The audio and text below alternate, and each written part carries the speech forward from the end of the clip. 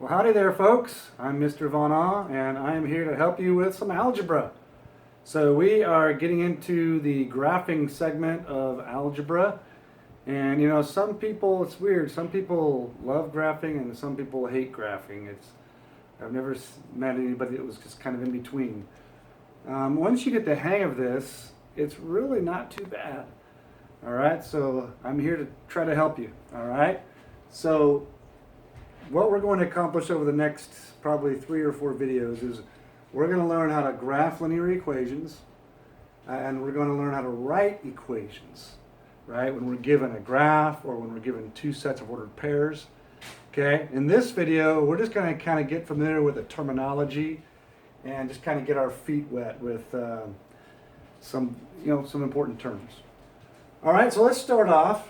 By the way, in the description below, there's a link. You can click on the link. I have notes for you. You can take advantage of those. Those are very helpful. It has a nice coordinate grid for you and everything, so make sure you take advantage of that. All right, so we're going to label the diagram. Here's our diagram. We're going to label with these, 5 different terms here. All right, so let's go ahead and start with coordinate grid. Okay, what's a coordinate grid? Well, a coordinate grid, is a grid system, right? You see the grid lines that you can plot coordinates on, hence the name coordinate grid. All right, so this whole thing is called a coordinate grid. All right, this whole thing's a coordinate grid. Okay, it's a grid that helps you plot coordinates. All right, how about x-axis? Okay, the x-axis is simply the horizontal number line that forms the foundation of our horizontal movement on our coordinate grid. All right, do you see the x-axis? Yeah, it's right here. So this is our x-axis. Okay, it's just our horizontal base point, right? You have to have some base from which to operate from. Okay, the x-axis, and by the way, it doesn't have to be. Sometimes it's a t-axis. It can be any letter, but generically, it's usually the x-axis. All right, y-axis. Well, if the x-axis takes care of the horizontal movement, the y-axis takes care of the vertical movement. So this right there is my y-axis.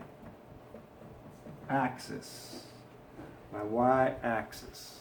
All right? Moving on to quadrants.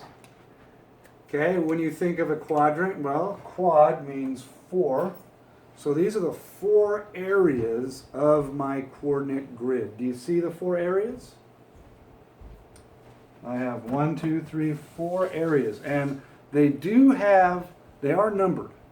Okay, and the numbers do sort of matter. Okay, if you look here, these are my positive x values, correct? And these are my positive y values. So when we're dealing with all things positive, which is the most common situation, that's going to be what we call a quadrant numero uno, number 1. All right, so this is, we just call it Q1. Okay, this whole area is quadrant 1. And the question is, where's quadrant 2? Well, we just work counterclockwise. Okay, so quadrant 2 would be right here. Quadrant 3. Notice that quadrant 3 has negative x and negative y. It's the opposite of quadrant 1. And then here we have quadrant 4. Okay, these are just the 4 areas of our coordinate grid system. It's a 2-dimensional system. All right, and last but not least, we have ordered pairs. Okay, now it's funny, mathematicians aren't very creative when it comes to naming things. They basically just name things that describes what they're trying to name, right? So ordered, what does ordered mean? Well, it means like 1, 2, 3, 4, 5, or A, B, C, D, E, right? It's in a particular order. Pairs, well, that just means 2, okay? So I have 2 of something that is in order. Okay, and the way you write an ordered pair is, right, I have an x coordinate and a y coordinate. Which one comes first? In the alphabet, x comes first. Right, W, X, Y, and Z. So an ordered pair is going to be an x coordinate, comma, y coordinate, and they're always in parentheses. Okay? And this is how we locate things on the coordinate grid system. So for example, if I was going to plot the coordinate 1, 2, what that is saying is that it's saying that my x coordinate is 1, my y coordinate is 2. So, you know what, I forgot to, there's one more term here that I need to talk about. So hold that thought. F. Origin. Origin. Origin just simply means beginning. All right? So my origin is going to be right there where the x and y axis crosses. Okay, so I'll call that my origin. Sorry about that. Okay, so back to my ordered pairs. Whenever I'm plotting ordered pairs, I need to start at my origin. Okay, right? We have to have some starting point. If we don't have a starting point, we can't go anywhere. Okay, so we start at the origin. And in this case, my x coordinate is 1, my y coordinate is 2. So I would start at my origin. My x coordinate is positive 1, so I go to the right 1, right? Because these are positives, and these are negatives. These are positive y's, right? Because they're going up and going down. These are negative, all right? So I have a positive x of 1, and my y coordinate is positive 2. 1, 2. So right there would be 1, 2. And I don't know why I put a comma there. All right, so let's play around with a few more of these. Let's try negative 4, 1. Negative 4, 1. Can you plot that? Where do we start? We start at the origin. And then we go to the left 4, because that's a negative. 1, 2, 3, 4. See, the order is important, right? Don't go down 4. Okay, you got to start with your x. It's in order. 1, 2, 3, 4. And then we go up 1, right there. So that right there is negative 4, 1. A common mistake I see students make is they'll go like this. They'll go 1, 2, 3, 4. They'll label that right there. And then they'll go 1, and they'll label that right there. And you don't want to do that, right? This is 1 point on the coordinate grid system. Okay? It's got an x coordinate of negative 4 and a y coordinate of 1. Okay? Let's try one more. Let's try negative 2, comma, negative 5. Or you know what? Let's do this. Negative 2, 0. Negative 2, 0. All right, starting at my origin, my x coordinate is negative 2. So I go to the left 2. My y coordinate is 0, so what should I do?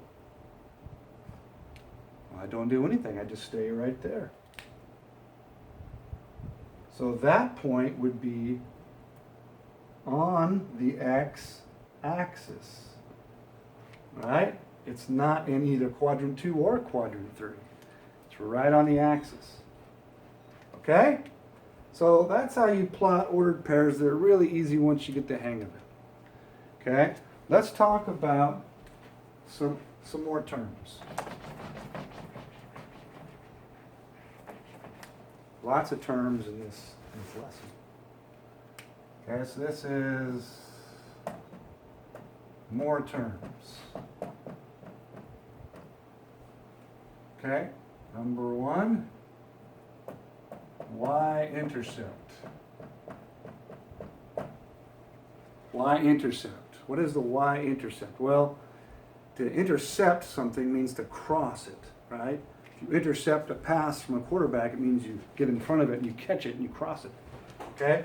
So this is simply where the graph crosses the y-axis.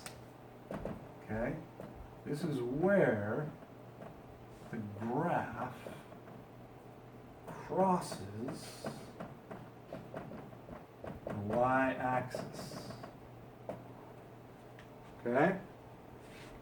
So, for example, if we'll just continue with this right here. If let's say I have a graph that looks something like, that is pretty bad. It's supposed to be straight. Okay? What is my y-intercept? Where does it cross the y-axis? Well, crosses right there, doesn't it? This is the y-axis, so it'll cross right there. So that would be my y-intercept. And by the way, what's the ordered pair there?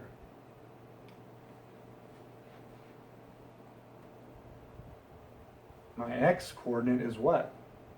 Well, I didn't move at all, left or right. I just went straight down, didn't I? So your y-intercept's always going to have an x-coordinate of 0. And my y is -2. All right? So that's all y-intercept is. It's just, hey, where does my graph cross the y-axis? All right, how about slope? Slope. This is an important idea. All right, so if something has slope, it means that it has slant, right? If it has a little bit of slope, it has a little slant. It could have a lot of slant, okay? So the slope is just the degree of slant, okay? It could slant this way as well. Okay, the slope is just the degree of slant, okay? Now, just a little bit more about slope. Slope, typically the letter or the variable that we use for slope is the letter M. I don't know why, maybe because M is a very slopey letter, but slope is M. And the formula that the ratio, the way we get, really slope is just a ratio, right? It's a ratio of height to length, right? So slope is just rise over run. Right? If I wanted to figure out the slope of this line, well, I can just go, what's my rise and what's my run? Okay? Obviously, we're not going straight up. Okay? If we're on a hiking trail, well, yeah, we are going uphill, but we are also going a certain horizontal distance as well, right? So the slope is just the ratio between the rise and the run. Another way of saying that is the change in y over the change in x. And when we get really fancy, us mathematicians, we like shortcuts, we like abbreviations. Instead of change in, we'll just use a triangle. Change in y over change in x. Okay? That's all. I mean, just slope is just, hey, how does where's my change in y going and what's my change in my x doing? Okay? And it's the ratio between those two. Okay, we'll work on that more in a bit on the next video. All right, so let's take a look at one more term and then we're done. Let's look at the slope intercept form. Slope intercept form. Well, again, this is not very creative. This is a form that involves the slope and the y-intercept, right? So there's two ingredients that we need for a linear equation. It's the slope and the y-intercept. Okay, so it looks like this. Here's the slope-intercept form. This is very important. Y equals mx plus b. Okay, do you remember what? So y and x, those are just my two axes. All right? Okay, what about m? What's m? Oh, that's slope, right? So this right there is slope. And then b, what's b? B is going to be my y-intercept.